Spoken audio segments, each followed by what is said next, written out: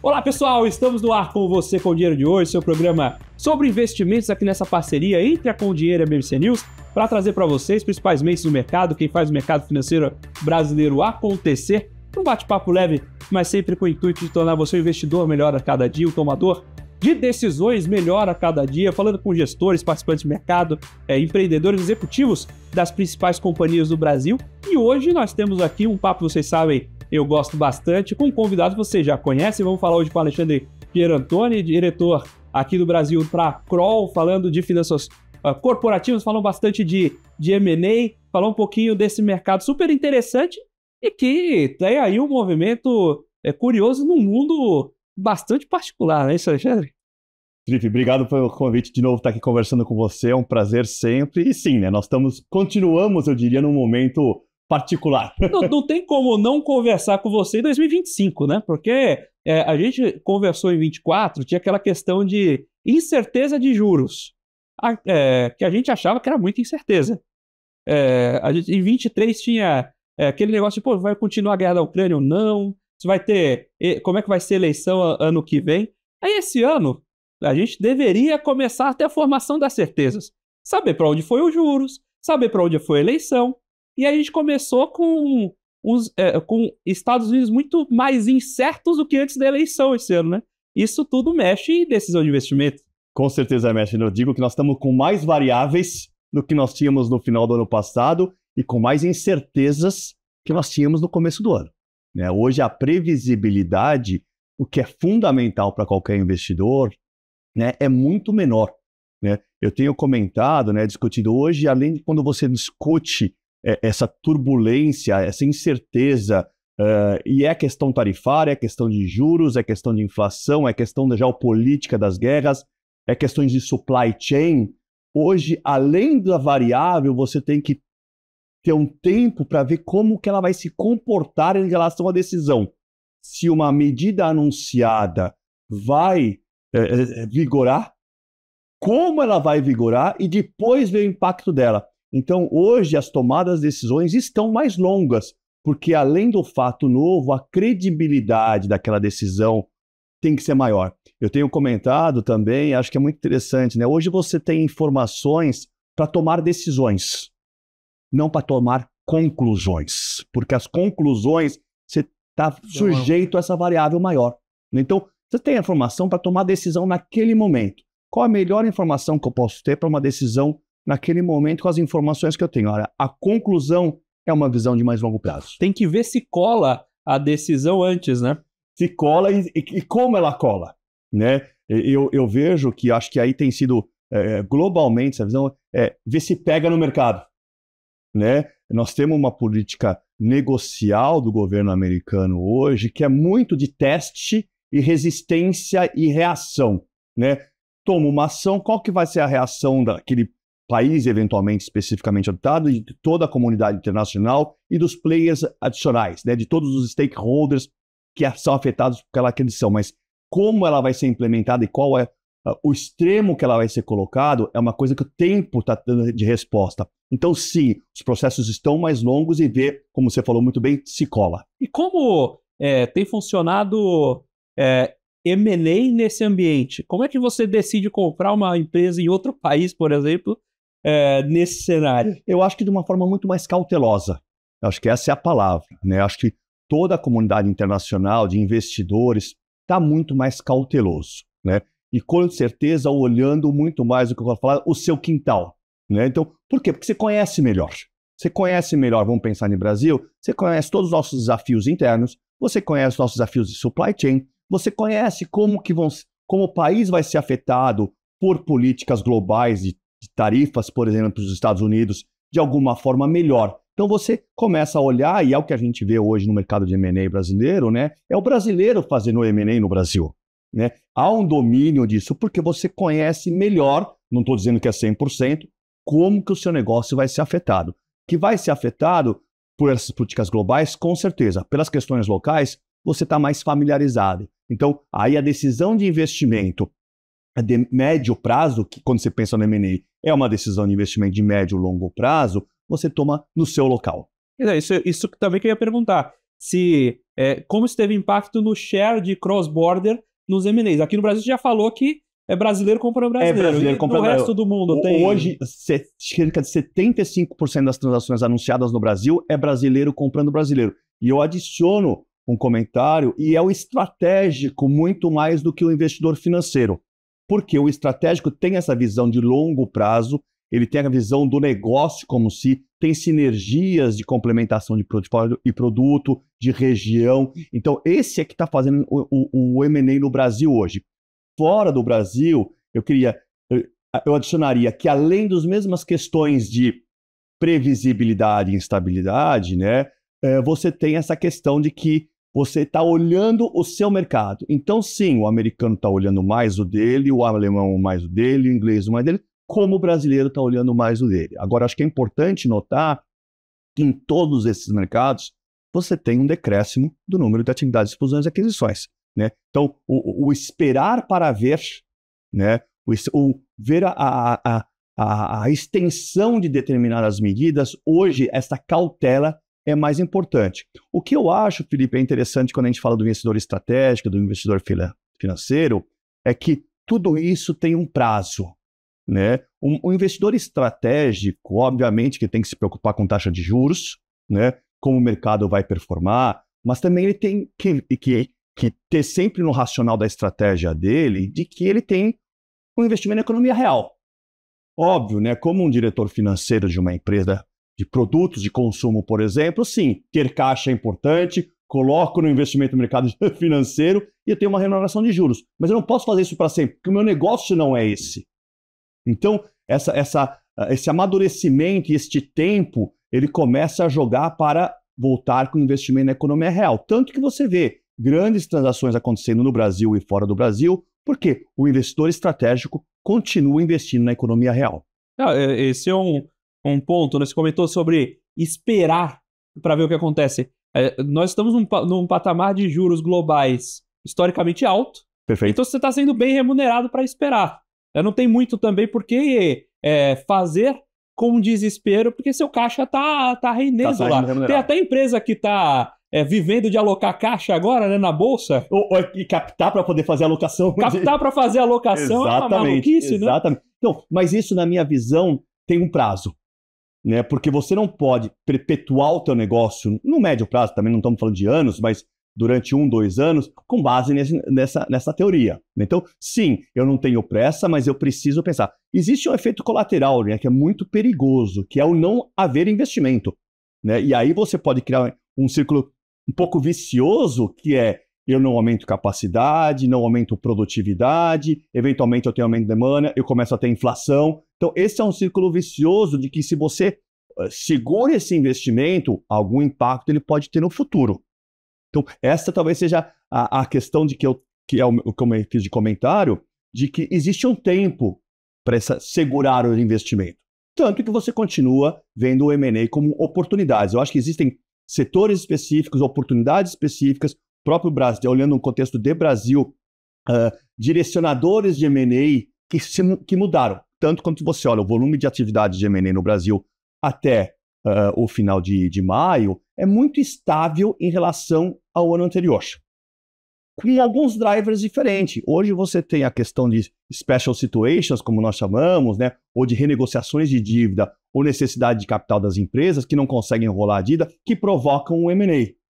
Então, esses são movimentos específicos que atuam. Agora, também é importante colocar que essa instabilidade toda global e também por efeitos aqui do próprio Brasil tem provocado uma curva decrescente do número de transações no mês a mês. Então, no acumulado, nós continuamos no mesmo patamar, sim, mas se você for olhar os últimos 2, 3 meses, eu tenho uma queda, né? Não espero para esse ano de 2025 um crescimento significativo, mas muitas oportunidades específicas em vários setores. E tem um outro ponto aí. Comentou de estratégico comprando.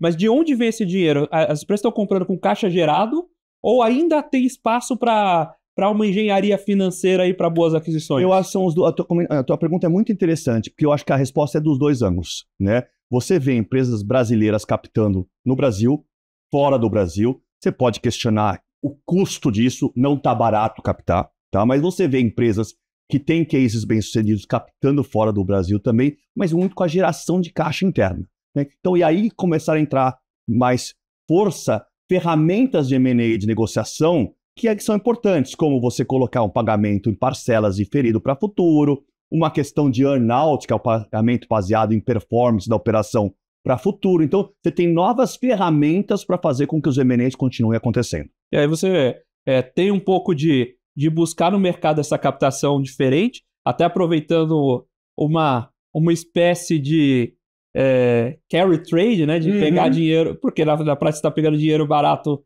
fora para investir aqui dentro. Exatamente. Mas tem a própria estrutura de financiamento com o vendedor, né? Exatamente. Você está comprando a prazo. Você comprar a prazo, né?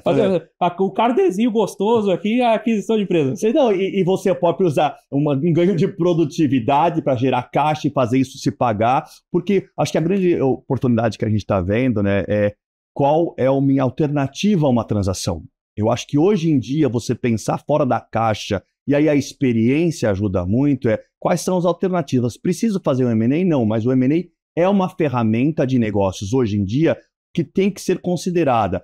Pedaço menor de um bolo muito maior, né, quando você admite um sócio, uma forma de se capitalizar e aproveitar um momento em que outros estão mais frágeis com um sócio para poder crescer. Então, esse tipo de combinação hoje é importante você analisar. Nossos clientes hoje estão muito nesse ângulo de como que eu posso utilizar o M&A, não necessariamente para uma venda de 100%, porque hoje, até pelo que você comentou, né, o próprio valuation das empresas está um pouco questionado, né, porque você tem menos previsibilidade, então obviamente você vai questionar isso, mas eu tenho um pedaço um pouco menor que eu sei que a minha melhor transação não é essa primeira, mas eu preciso fazer essa primeira para poder alavancar o negócio, crescer o negócio, aproveitar as oportunidades e ter uma melhor empresa para o futuro. Mas tem saído muito deal minoritário?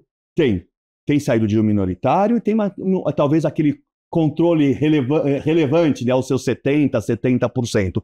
Sim, tem. Investidores financeiros têm olhado deals minoritários, e existem investidores financeiros que olham especificamente porque é aquele aporte de capital na empresa, em que eu não quero mudar a estratégia dela como um todo, mas é que eu vou fortalecer uma empresa que no momento está com mais dificuldade, né? Ou eventualmente um controle relevante, mas sabendo isso, que eu vou fortalecer o meu negócio.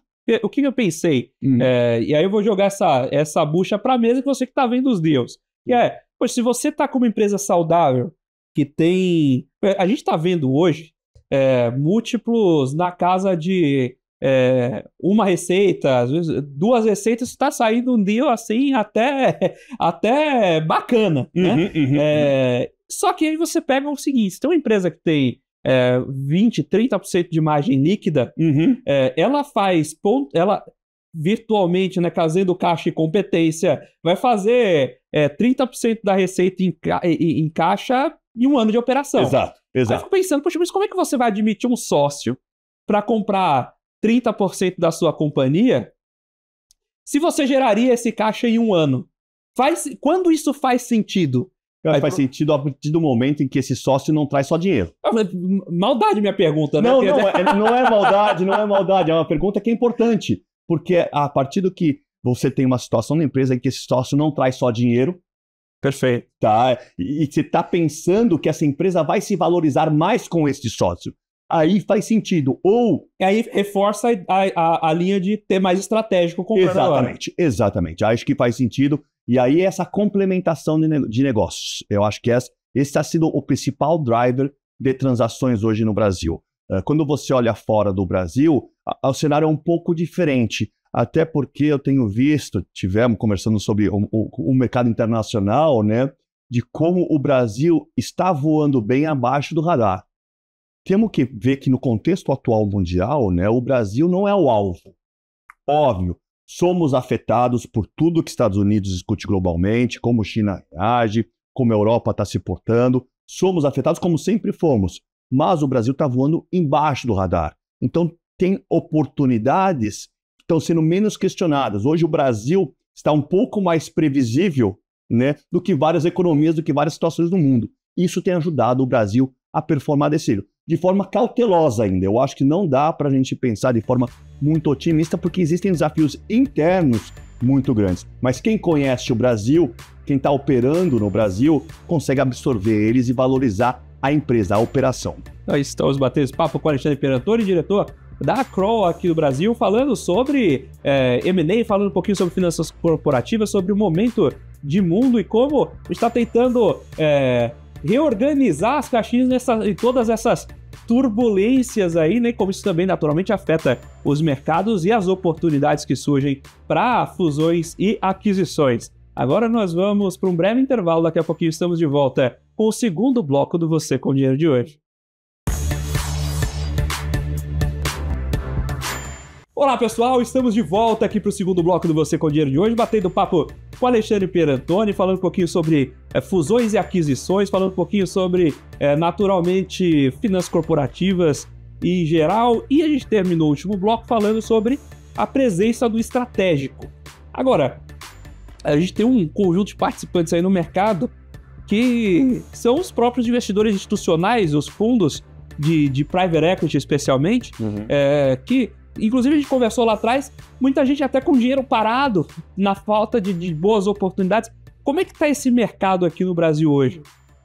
Uma boa pergunta, Felipe. Eu acho que o investidor financeiro continua capitalizado, com recursos disponíveis para investimento, sem a pressa do investimento, ou seja, procurando cases mais robustos, né? Eu acho que isso é uma característica importante desse perfil de investidor, né? Eu preciso ter um case que tem começo, meio e fim. Aonde que está hoje a grande dificuldade? E aí você tem um mecanismo que a gente tem começado a ver, que é o block trade, já chego nele, que tem sido utilizado, é um instrumento bem interessante, mas o fim, ou seja, a saída do private equity hoje, dos investimentos, está mais sujeita a questões por causa do ambiente global, né? Ou seja, a abertura de capital está mais fechada, quer dizer, você não tem um IPO no Brasil há praticamente 3 anos, né? Os próprios casos de follow-on são de cases muito robustos, senão você não consegue. Esse ano no Brasil você teve 3. Você teve 3 casos de follow-on de empresas já capitalizadas, já abertas. Então, você tem o investidor financeiro com a mesma cautela que você observa no estratégico e observa mundialmente, capitalizado e esperando. Com esta dificuldade, acho que essa é a palavra, de como eu realizo o ciclo completo do investimento. Mas você tem ele procurando investimentos e procurando atividades. O que você tem visto? Quer dizer, se eu não tenho a saída via o mercado de capitais, eu tenho algumas outras. Obviamente, a venda para o estratégico, e essa tem se provado uma saída interessante. Você tem a venda para outro fundo que entra num ciclo novo. Tá? Isso a gente tem visto no Brasil amadurecendo. É um movimento muito comum fora do Brasil, tá? Que é essa secondary. Ou você tem o que eu estava comentando aqui, que já movimentou mais de 15 bi esse ano no Brasil, dos block trades, que você vai via o mercado de capitais, né, colocar uma participação mais relevante para venda numa empresa de capital aberto que você tem ação. Então, o private equity continua sendo, e na minha visão, vai continuar sendo um investidor extremamente relevante para a economia real. Tá? Ele sempre foi, a participação dele do Brasil só cresce, o apetite do investidor, inclusive o internacional do private equity, é cada vez maior para o Brasil, porque você tem boas teses de oportunidades de consolidação em diversos setores e uma oportunidade de ganho de produtividade das empresas muito grandes. Então, e aí são diversos setores, vai desde educação à saúde, você tem grandes investidores, inclusive com oportunidades eventualmente de fechamento de capital das empresas, nós temos visto, e a utilização do Brasil como uma base para a América Latina. Então, é um investidor que tem a participação no volume total de transações hoje um pouco mais reduzido, mas que tende a ganhar espaço nos próximos anos, com certeza. Agora, tem um setor que o private equity está olhando mais aqui no Brasil. Lá nos Estados Unidos é muito comum você ter o private equity muito puxado pelas empresas de tecnologia hoje em dia. Lá na década de 80 até o comecinho de 90, aquele private equity de indústria, que era mais aquele aglomerador de empresas. Da consolidação, exatamente. Da consolidação. Aqui no Brasil, como está isso hoje? Para onde a gente está olhando esses esforços? Eu talvez nominaria 3 setores dentro da sua pergunta. Tá? Um muito específico, que é o de real estate. Porque aí é um private equity que tem um perfil diferente, um tempo de investimento diferente e uma tese de longo prazo. Tá? Então, acho que, mas é um que nós não podemos esquecer. Né? Os outros dois que eu nominaria, que o Private Equity tem olhado bastante, embora não sejam só esses dois, acho que é importante reforçar isso, existem teses em diversos outros, mas as coisas associadas a produtos de consumo ou serviço por causa de tamanho e oportunidade de consolidação nacional. Então, acho que e o outro, que também é um Private Equity, onde o Private Equity tem entrado, é na parte no setor financeiro, né? Para suportar novas linhas de crédito, financiamento de diversas categorias. Então, são no mínimo esses três que eu destacaria. Agora, você tem oportunidades em agronegócio? Tem. Você tem oportunidades em tecnologia, que você mesmo comentou? Tem. Então, eu acho que são diversos setores do Brasil. Tem uma característica bastante interessante, que é o mercado de M&A no Brasil, as atividades de M&A são multissetoriais. Né? Isso que sustenta essa curva, que ela não está dependendo só de uma indústria ou setor específico. Mas esses três que eu te comentei, eu acho que são onde eles têm tido uma atenção maior. Estão capitalizados, continuam buscando investimentos nas empresas brasileiras. Acho que esse é um ponto interessante. Falando capitalizado em buscar investimento em empresas brasileiras, a gente falou de momento de juros e viu um grande salto de RJs recentemente. Há muitas empresas consumindo muito do caixa operacional gerado com atividades de financiamento. Como isso tem aparecido para você no book de M&As e tanto nas dores da empresa, também nas boas oportunidades de consolidação? Mais de 2.200 RJs ano passado, os patamares recordes de Brasil, e acho que é importante, Estados Unidos também está na mesma curva. Então não somos privilegiados por isso. O mundo está mudado. Né? Eu estava conversando com meus pares nos Estados Unidos recentemente e eles estão vivendo dores que são o nosso dia a dia. Eu falava para a turma, quando a inflação bateu 10 nos Estados Unidos, 10 não, 7. Isso é muito mais doloroso para eles do que para a gente. 5% de juros médio e longo nos Estados Unidos é muito mais difícil do que os nossos 13 aqui, que a gente está acostumado. De tempos em tempos a gente sabe que vai bater, mais um dia comum, né? É mais um dia comum. Nós temos outras dores. Exato. Essas também, né? Não vamos dizer que isso que não incomoda. O nosso problema já é volatilidade. A gente já sabe que isso oscila. Exatamente. E a gente faz gestão de volatilidade e taxa de juros. Lá, 4% é reinventar a roda. Né? Essa volatilidade, essas variações, nós estamos muito mais acostumados. Então, sim, incomoda sim, mas nós temos outras dores. Né? E isso, quando você olha o mercado europeu, o próprio mercado americano, né, eles estão aprendendo, vamos dizer assim, isso. E aqui nós sabemos que isso faz parte do dia a dia dos negócios. Então, seja investidor estratégico, seja investidor financeiro, né? Aquele que está acostumado com o Brasil e volta para o ponto, né, de conhecer o país, né, tem procurado investimento. Obviamente, particularmente falando do investidor financeiro, né, a questão da saída é uma coisa muito importante. Quer dizer, eu não vejo o investidor financeiro entrar numa tese de investimento se ele não tem a perspectiva da estratégia de saída. Eu acho que a primeira pergunta tá bom, eu vou entrar, vou consolidar, vou crescer, tenho oportunidades, como é que eu saio? Porque ele tem uma estratégia de devolução desse recurso para o investidor, senão o ciclo não se alimenta. Né? Isso vai continuar acontecendo. Agora, essas variáveis, né, que nós estamos tendo dentro do Brasil, né, são novas para diversos investidores. Então, quando você tem uma equipe local, do estratégico, ou do private equity, ou de assessoria, você consegue gerenciar isso de forma melhor. Precisa explicar o que é Brasil e o que é IOF, né? Exatamente. E qual vai ser o IOF? Talvez essa é a grande pergunta. Aí é difícil explicar, ele também não sabe. E aí, talvez, aproveitando o teu gancho, Felipe, eu acho que é uma questão importante, né? Eu comentei que o Brasil estava voando abaixo do radar, né? Na minha visão, é uma oportunidade muito grande para o país. Nós não precisamos corrigir tudo ao mesmo tempo no curto prazo. Nem vamos, na minha opinião. Tá? Mas ao momento que você está voando fora do radar e você consegue dar um pouco mais de previsibilidade para todo mundo, para o investidor local e para o investidor externo, né? Você está se colocando melhor no panorama mundial. Né? O Brasil está muito bem colocado na região como um todo. Em termos de estabilidade, democracia, em termos de perspectiva, em termos de tamanho. Né? Você pode ver, por exemplo, quando você olha a região, a Argentina está dando passos bons e largos. Né? Você vai ter agora o que eles chamam lá do midterm elections em outubro, que vai fortalecer ou não, dizem, né, a posição toda da política do Milei, mas ainda é um país que, comparado com o Brasil, né, está em outro estágio. Então o Brasil tem esse posicionamento e voar abaixo do radar tem sido uma vantagem.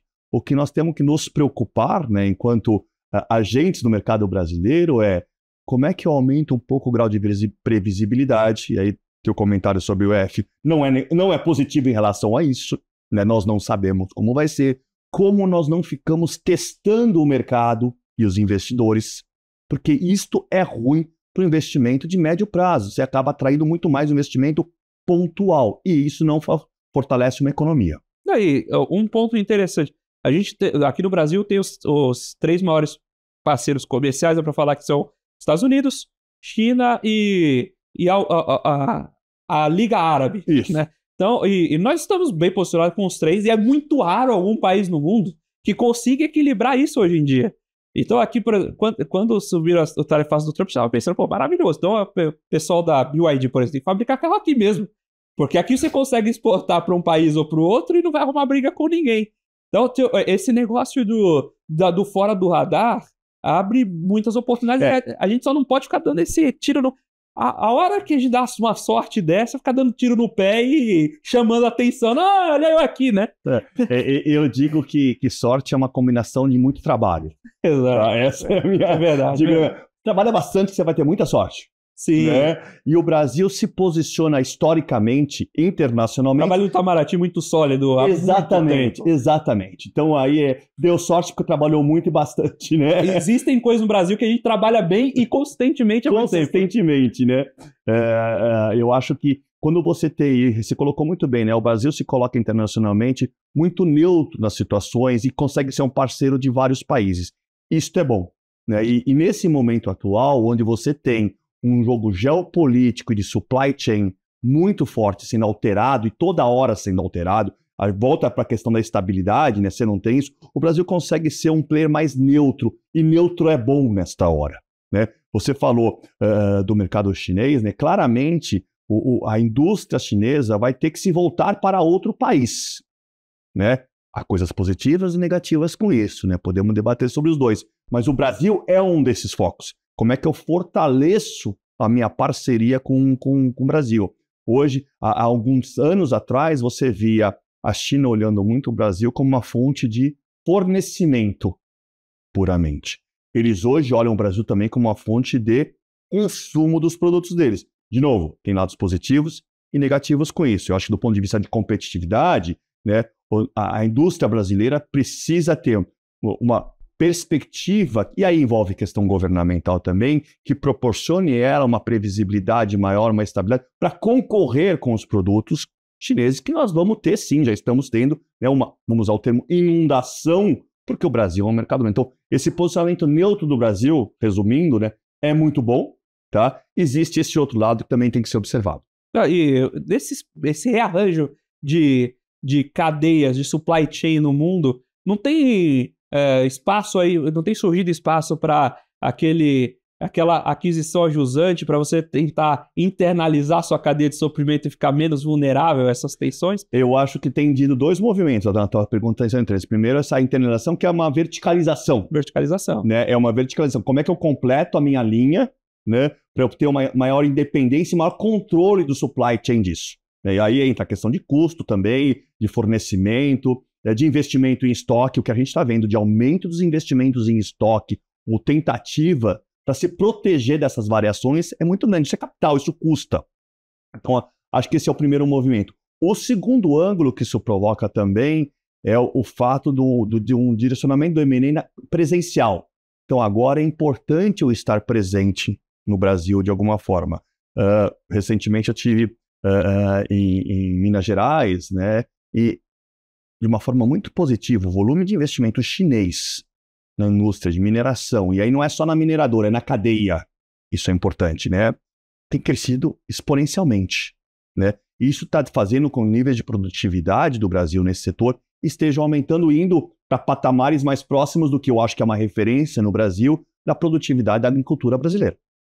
Isso, sem sombra de dúvida, vamos ter esses novos safras recordes também. Você provoca questionamentos, né, de financiamento dessa safra, você começa a ter esse tipo de preocupação de preço do commodity de forma geral, como é que vai se comportar, mas o Brasil é um exemplo na questão do agronegócio.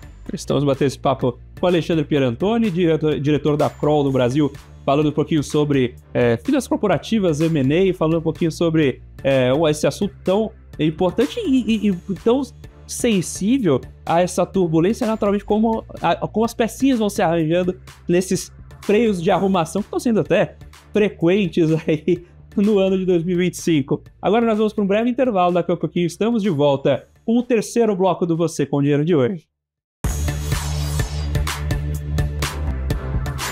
Olá pessoal, estamos de volta aqui para o terceiro bloco do Você com Dinheiro de hoje, batendo papo com o Alexandre Pierantoni, diretor da Kroll no Brasil, falando um pouquinho sobre M&A, falando um pouquinho sobre finanças corporativas, sobre essas oscilações do mundo. Conversa com o Alexandre sempre muito agradáveis, né? Obrigado. Isso é o que a gente transmite lá fora, as conversas do almoço, né? Só daí vai ser melhor. Eu tenho bons interesses por vinho, né? Então, pessoal aí... Vinhos, carros. Carros, é verdade. Carros, bom ponto. Inclusive, falando em carro, a gente estava conversando de carro aqui nos bastidores, eu tive uma oportunidade interessante. A gente teve um grande amigo meu me convidou para a reinauguração da loja Bexp Jeep do Brooklyn, né? Eles fizeram um evento lá e chamaram a gente tem inclusive um vídeo de lá. Eu só pode tocar o vídeo aí, vocês vão gostar bastante. Olá pessoal, hoje nós estamos aqui na reinauguração da Jeep Bexp Brooklyn e aqui nós vamos falar um pouquinho sobre o que mudou na loja e trazer algumas novidades, inclusive dos carros da Jeep, com uma turma muito bacana. Vem comigo!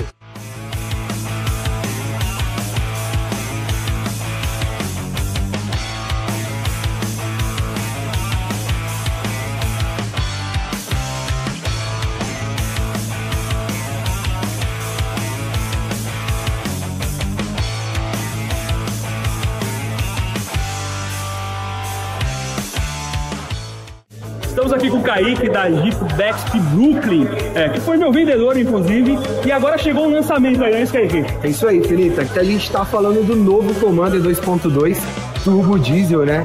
Um carro que é lançamento aí no mercado, já anunciado, porém ainda não produzido, unidades ainda não entregues. E esse é um dos grandes protagonistas dessa história. É um carro que está equipando aí uma nova mecânica, trazendo bastante inovação para o mercado. Então, quantos cavalinhos aí nessa máquina? Aqui a gente está falando agora de um ganho de mais de 30 cavalos, né? O carro agora passa a ter 200 cavalos de potência, um torque ali também bem aceitável, né? Um carro de fato que veio para revolucionar o mercado, Felipe. Bacana, quem quiser comprar aí a nova Commander, procura aí o Kaique, que é gente boa demais. É isso aí, gente. Vem pra cá, vem pra Bexp, vem Sergipe conhecer essa máquina aqui e fazer uma test drive conosco. Agora tem a Jeep Gear aqui na Bexp Brooklyn, não é isso? O que tem de novidade aí pra gente? É a caixinha transportadora para cachorro. Que dá para você levar seu pet para qualquer local. Tem vários tamanhos, PMG. Essa daqui é uma M, tá? Tem a linha de miniaturas, que você pode comprar aqui o seu carrinho conforme o veículo que você adquirir. Tem a mochilinha pet. Temos também camisetas, porta-ventos, cartas, mochilas, boné. Tudo que vocês quiserem aí diretamente da linha Jeep. A ideia é complementar a experiência Jeep aí dentro da loja, né? Exatamente. Mas falta um carrinho do meu. Quando chegar eu venho aqui buscar. Exatamente. Quando chegar a gente vai fazer a encomenda, você passa aqui e retira a caixinha. Pode deixar.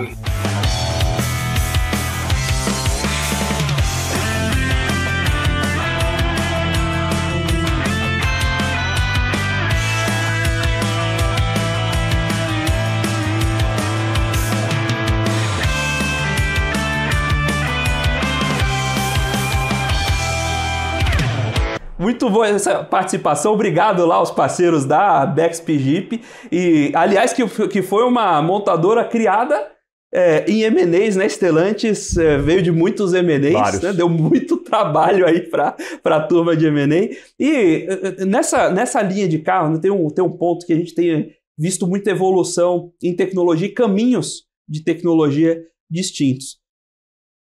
Sofreram, inclusive, com supply chain na pandemia por um componente eletrônico, que supostamente nem era tão importante assim para o carro. Como é que tem sido essa essa dinâmica de supply chain e tecnologia e o uso de M&A para incorporar essas novas tecnologias. É interessante, né? Porque eu acho que quando você pensa de forma aberta, né, em tecnologia, você pode estar falando desde inteligência artificial até o chip, que foi o exemplo que você mencionou durante a pandemia, que fazia com que o carro não andasse por causa do chip que faltava, né?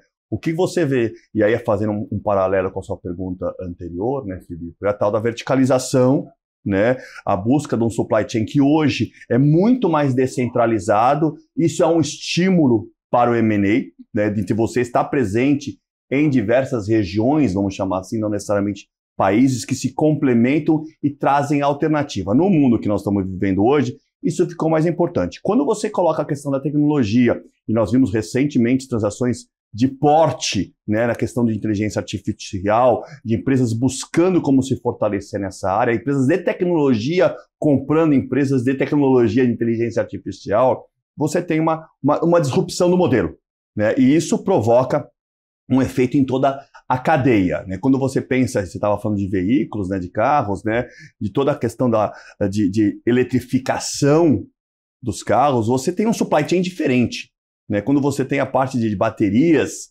você tem uma necessidade de supply chain diferente. Isso tem sido um driver de M&A no setor. Quando você mesmo comentou da Stellantis, né, é uma combinação de vários M&A na busca de uma empresa mais verticalizada, com produtos para segmentos diferentes e uma penetração muito maior em todas as cadeias. Então, eu acho que esse é um driver de M&A que a tecnologia por si só proporciona. Quando você fala pensar no segmento de tecnologia, ele no Brasil representa em torno de 15% das transações, né, de fusões e aquisições, é o mais relevante. Quando você olha no mundo, também é nessa faixa, ele chega em 17%, é o mais relevante e tem uma tendência de continuar sendo. Seja em grandes transações com valuations muito positivos, porque existe muito a necessidade de estar presente, né, o famoso fear of missing out, né? Então você tem essa preocupação, então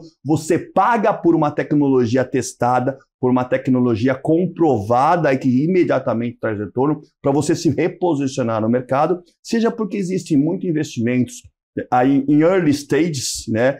É o venture capital, é o private equity, mas na fase mais inicial da empresa, para poder dar robustez para ela crescer. Então, tecnologia, e ela é presente em todos os setores, né? Quando você falava da tecnologia há um tempo atrás, era a empresa de software.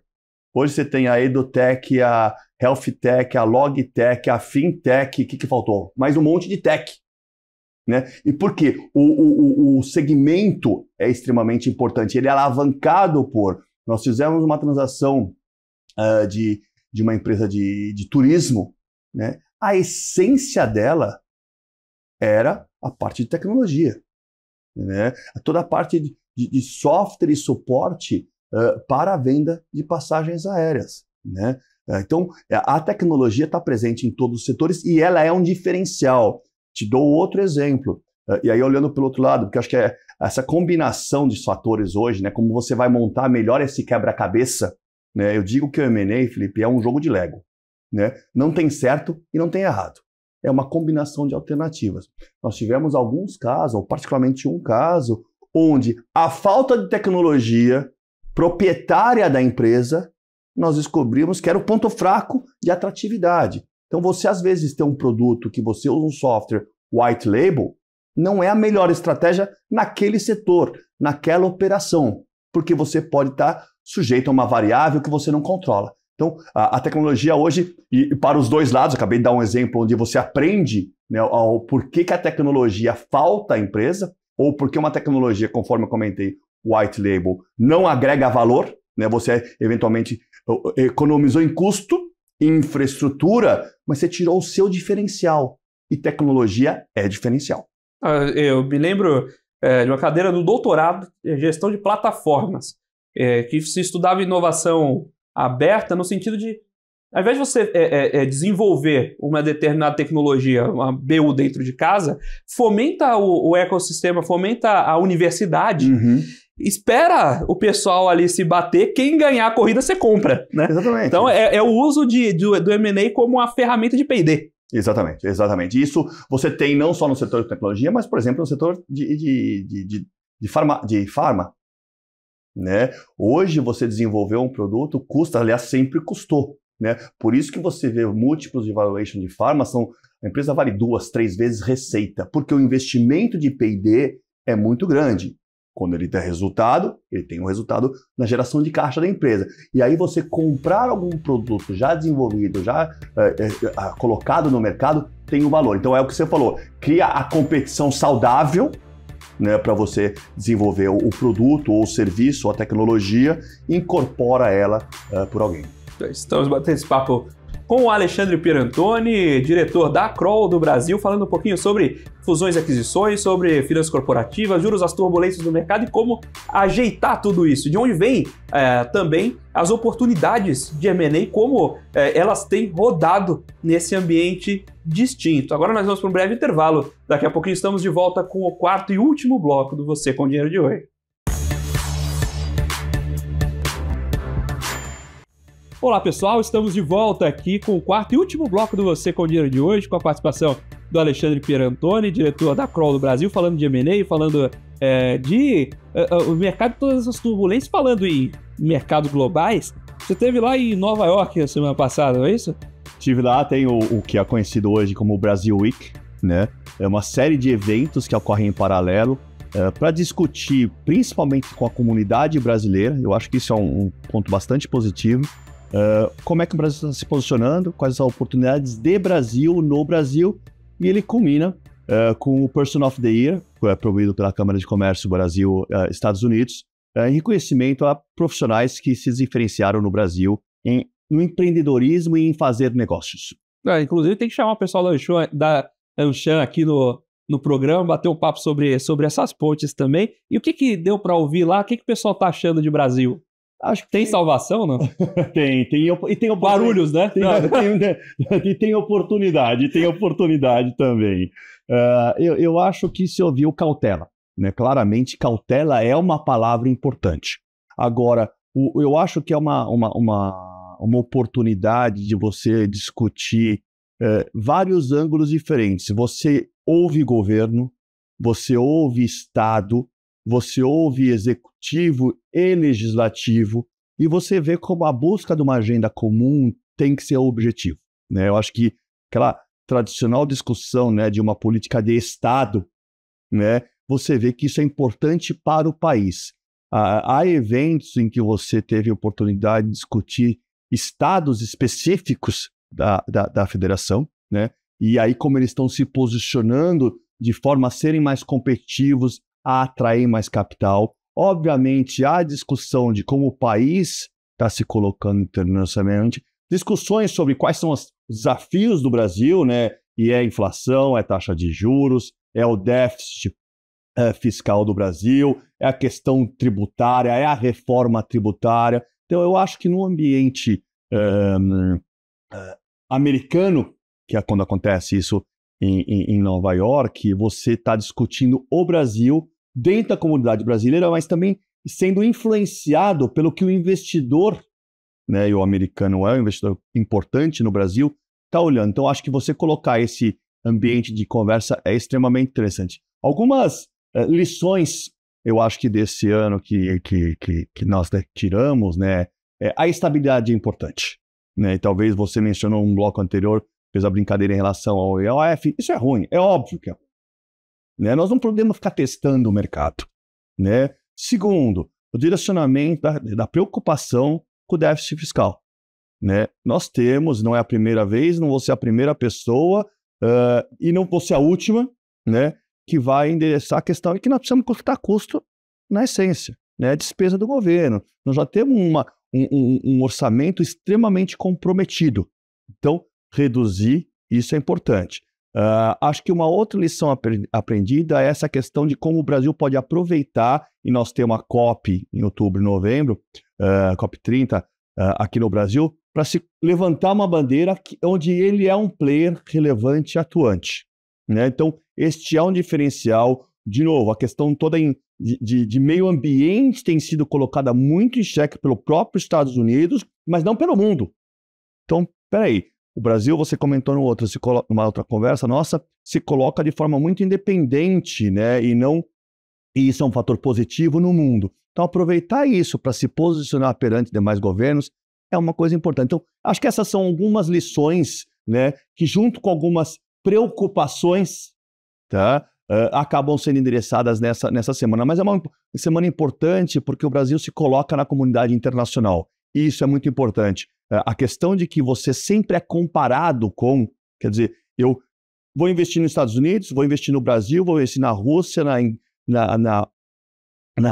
Índia, nos Emirados Árabes. É sempre uma comparação de aonde é mais interessante, né, para o investidor estratégico e financeiro internacional. E isso posiciona o Brasil bem lá fora. E como nessa busca de posicionamento,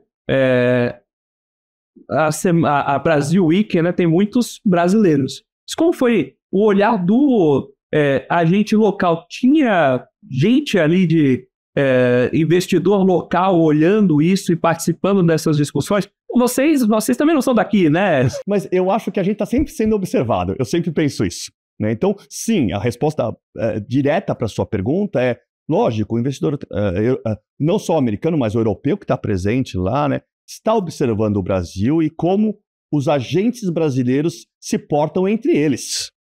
Então, eu acho que essa é a grande resposta da sua pergunta. Eu consigo observar como que o meu ecossistema está se comportando e eu consigo observar a minha influência nesse ecossistema, digo, a minha enquanto investidor internacional, né? É interessante porque eu acho que volto a fazer um comentário, eu já falei sobre a Argentina, a performance da Argentina, né? Hoje a Argentina está, no contexto positivo, fazendo ruído, está provocando atenção. O Brasil, durante um Brasil Week como esse, acaba provocando atenção também do investidor. O investidor estrangeiro continua olhando o Brasil como uma oportunidade. Eu acho que isso não é questionado, né? E o investidor estrangeiro conhece os desafios de Brasil, né? Obviamente, durante essa semana, as grandes perguntas eram: como é que vai ser a questão do déficit fiscal? Como é que vai ser a questão da taxa de juros, né? Como é que vai ser a eleição em 2026, que nós já começamos a discutir ela há 2 meses atrás? Isso é ruim para o sistema, né? Então, a questão da polarização de Brasil, isso são discussões que já estão na mesa.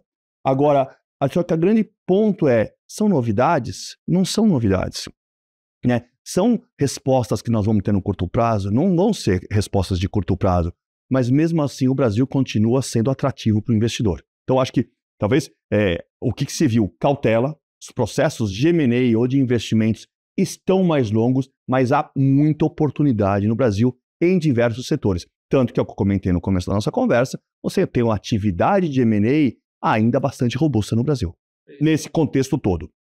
Diante desse, digamos, conjunto de fatores, né, ver o M&A ainda funcionando é um sinal de que o pulso ainda pulsa. O pulso ainda pulsa, tem que tomar cuidado, tá? As notícias não são só positivas, o pulso ainda pulsa, existem oportunidades, acho que está mais desafiador, você tem grandes transações acontecendo, você tem transações de médio porte e de pequeno, vamos chamar assim, pequeno porte mais ativas. Então o mercado médio de M&A no Brasil continua bastante ativo.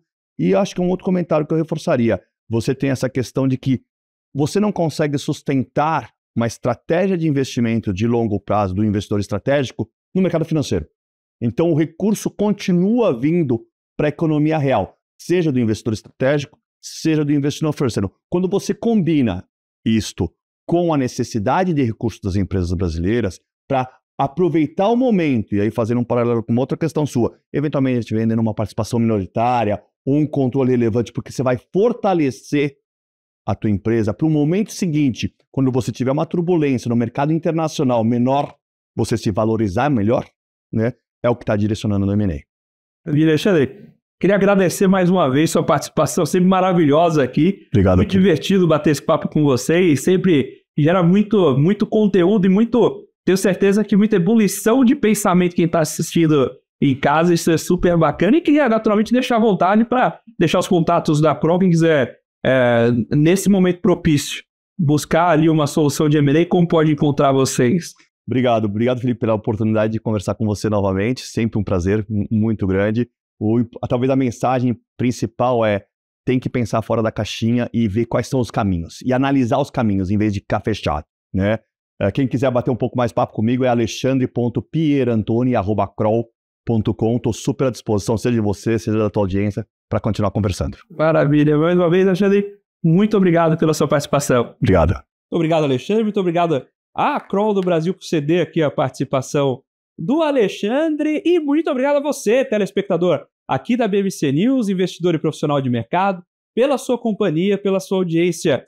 O Você com Dinheiro vai ao ar nessa parceria entre a Com Dinheiro e a BMC News, justamente para trazer para vocês principais mentes do mercado, quem faz o mercado financeiro brasileiro acontecer, para esse bate-papo sempre leve, mas com aquela tradicional pergunta difícil, aquela provocação, para te ajudar a ser um investidor melhor, um tomador de decisões melhor a cada dia. Lembrando, se você quiser saber um pouco mais sobre a Com Dinheiro, como ela pode ajudar você, seus investimentos e o seu negócio, visite lá www.comdinheiro.com.br, manda pra gente também um e-mail em contato@comdinheiro.com.br. Pode chamar a gente para um café, pode chamar a gente para o almoço. Também me deram essa dica, falaram que era para começar a chamar para o almoço, então fica à vontade, chama pra gente para o almoço que eu sempre aceito. E aproveitando para validar as puxadas de orelha, siga também a gente lá no Instagram, @você.comdinheiro, você consegue acompanhar a agenda do programa, quem serão os participantes e uma série de conteúdos exclusivos, além do meu LinkedIn, Felipe Ferreira. Vai ser sempre um prazer bater esse papo com vocês. O Você com Dinheiro de hoje vai ficando por aqui. Muito obrigado mais uma vez pela sua companhia e pela sua audiência, e até a próxima.